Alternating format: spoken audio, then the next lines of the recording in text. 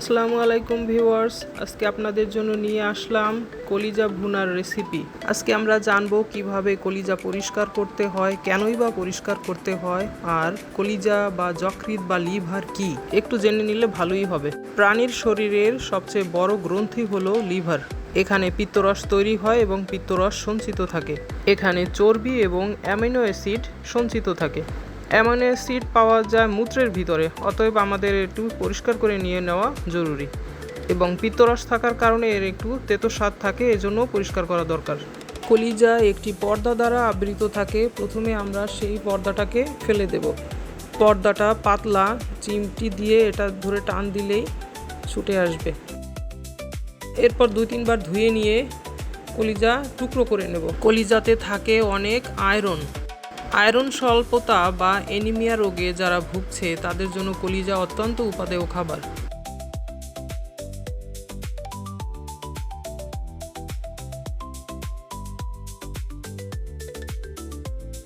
চুলায় পানি বসিয়ে দিয়েছি। এর মধ্যে 1 চামচ হলুদ, 1 চামচ লবণ দিয়ে পানিটাকে ফুটিয়ে নেব। এরপর এর মধ্যে দিয়ে দেব টুকরো করে কেটে রাখা কলিজা। এগুলো কয়েকবার ধুয়ে রক্ত ছাড়িয়ে পানি ঝরিয়ে রাখা হয়েছে। পানি গরম হয়ে গেছে। এবার এর মধ্যে দিয়ে দেব সেই কলিজাগুলো। পানি ঝরিয়ে আস্তে আস্তে দিব এবং নাড়তে থাকবো যাতে এটি মোটামুটি সেদ্ধ হয়ে যায় এবং এর ভিতর থেকে সেই পিত্তরস এবং আরও যা খারাপ জিনিস আছে আমাদের জন্য খারাপ, আমাদের শরীরের জন্য খারাপ, সেগুলো যাতে সেদ্ধ হয়ে বের হয়ে আসে। এ পর্যায়ে অনেকে বলতে পারে যে সেদ্ধ করে সব পানি তো ফেলেই দিলাম, তাহলে আর খাইলাম কি? তাদের জন্য বলছি, যেগুলো আমাদের জন্য ক্ষতিকর সেগুলো আমাদের না খাওয়াই ভালো। যাই হোক, সেদ্ধ করে ক্ষতিকর উপাদানগুলো ফেলে দিলাম। এরপর দেখা যাবে এর মধ্যে যা রয়েছে সেটুকু খাওয়াই আমাদের জন্য যথেষ্ট আয়রনের ঘাটতি পূরণ করার জন্য। বেশি সেদ্ধ করব না, তাহলে পুষ্টি উপাদান নষ্ট হয়ে যাবে। যতটুকু সেদ্ধ না করলেই না, অর্থাৎ একটা বলক উঠলেই নেড়ে চেড়ে দিয়ে চুলা বন্ধ করে দিব। এই যে দেখেন কি বের হয়েছে এগুলোর মধ্য থেকে। কলিজা যদি পরিষ্কার করে না নিতাম তাহলে এগুলো আমরা খেয়ে ফেলতাম। এগুলো আমাদের জন্য ক্ষতিকর। এই উপাদানগুলোর জন্যই কলিজা অনেকের কাছে দুর্গন্ধযুক্ত লাগে।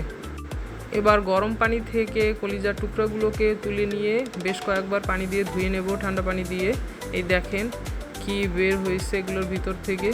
এগুলো ফেলে দিয়ে যতক্ষণ না পর্যন্ত এই গুঁড়া উপাদানগুলো থাকবে সেগুলো পরিষ্কার করে নেব এবং কয়েকবার ধোয়ার ফলে এগুলো সরে যাবে।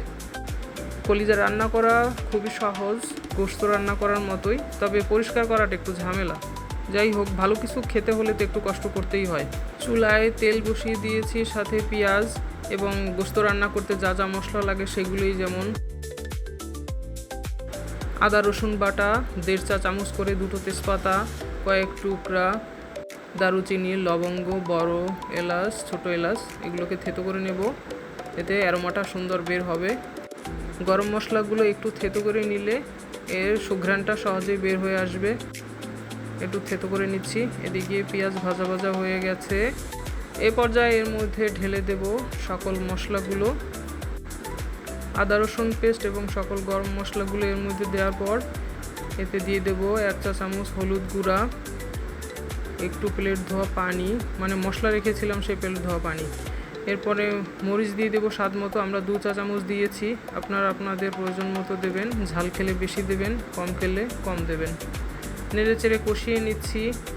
কষিয়ে নেওয়া হয়ে গেছে বুঝবো কী করে? এই যে তেল ভেসে উঠেছে মশলার উপর দিয়ে, এর মধ্যে দিয়ে দিলাম সেই পরিষ্কার করে রাখা কলিজার টুকরাগুলো। নেড়ে চেড়ে ভালো করে মশলার সাথে মিশিয়ে নিচ্ছি কলিজার টুকরাগুলো, অর্থাৎ একটু কষিয়ে নেব। এরপর ঢেকে দিলাম সেদ্ধ হওয়ার জন্য। কলিজা কষানো হয়ে গেলে এই পর্যায়ে দিয়ে দিলাম কিছু টুকরো করে রাখা আলু দিয়ে আর একটু সময় কষিয়ে নেব। কষিয়ে নিলে এর স্বাদটা ভালো আসবে। এখন দিয়ে দিলাম গরম পানি। এবার একটু নেড়ে চেড়ে দেব সব মশলার সাথে, যাতে পানিটা এবং সকল উপাদান মিশে যায়। এরপরে ঢেকে দিলাম। সেদ্ধ হয়ে আসলে দেখে নেব সব কিছু ঠিকঠাক আছে কি না। একটু লবণ চেখে নিয়েছি মধ্যখানে, সব কিছু ঠিকঠাক আছে, কোনো সমস্যা নাই। রান্নার শেষ পর্যায়ে চলে এসেছে। আলু এবং কলিজা সিদ্ধ হয়ে গেছে এবং ঝোলও শুকিয়ে এসেছে। এ পর্যায়ে আর একটু নেড়েচেড়ে দিলাম যাতে তলায় লেগে না থাকে।